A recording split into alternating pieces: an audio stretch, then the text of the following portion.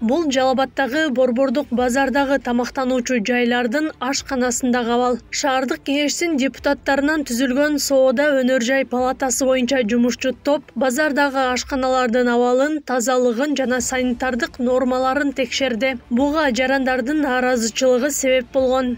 Үйдө деле мисалы мына баш мусулманбыз, үйдө деле колду жууп анан тамак отурабыз да. Колду жууа койсок бизден бирдеге кемик калбайт да.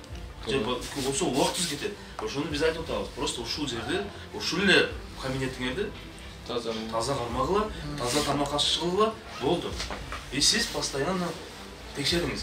Жөн эле текшерип коюп биз кетип калып, азыр камерага түшүп коюп болду. Галочка эмес.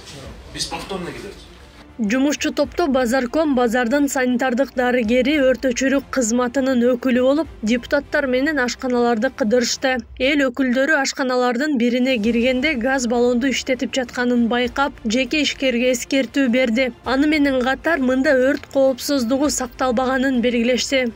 Бул газ баллон эгер нерден бир шланга чыгып же мына кечке кыймылдаган жер чыгып кетсе, мындай мен билгенде Бишкекте 3 жолу катталды. Газ баллондун немесимен 22 де ошондой болгон. Кудай сактасын, мына азыр ушунун айына канча адам кетиши мүмкүн. Мынакей газ баллон мындай, мен билбейм, эч болбойт да мындай. Айрыкча мына кафенин ичинде турган. Мындан сырткары жумушчу топ көп кардарларды тейлеген ашканаларга барып, абалы менен таанышып, тартипсиз жагдайларга күбө болду. Алсак ашканадан бут кийимдер табылып, жылыткыч меш, жуулбаган тактайларды, бети ачык калган азыктарды көрүшкөн. Деген менен базардын санитардык дарыгери Базаркомдор тамак аш жаатындагы ишкерлерге эскертүү берип, санитардык норманын сакталышы боюнча айтып келишет. Бирок мындай сунуштар алардын көзүнчө гана аткарылганы менен калган учурда суу кечпейт. Эми караңыз, могу фаршыңыз наракка тийип турат. Жакшыбы, жакшы эмеспи? Мына колдонгон идиштериңизди караңыз. Бул менимче муну же. Бул жуулегине бир жыл болуп калды да. Баягы буттерге мурдагы жерде келген го, ошондо бир жуусаңыз керек, скорее всего. Анан карам тамак жасаган жерде бут кийимдериңиз турат да. Бул не деген? Караңчы бут кийимдерди. Тамак жогору жакка чыгарып алыпсыңар бут кийимди. Бут кийим ушул жерде турабы? Бут кийимди зачем аякка чыгарып аласың? Баягы продуктыны тураганга такталарын көрдүңүзбү кебетесиз? Ошону алмаштыр десе укпайт. Эже эми мындайда мен кайрылганмын. Бул эже бул эженин печаты жок, буларга оштрафовать кылган. Туру бул эженин мана обыкновенный нан тургандарга эскертүү берип кетет, жарым сааттан кийин кайра ачат. Анан мен урушуп кетем. Кечке ошол жерде тура беребиз. Бул эжеге полномочия берип, печат берсе, чтоб этот столовый оштрафовать. Bunday болсо биз кетебиз, айтып кетебиз, кайра коюп коет да.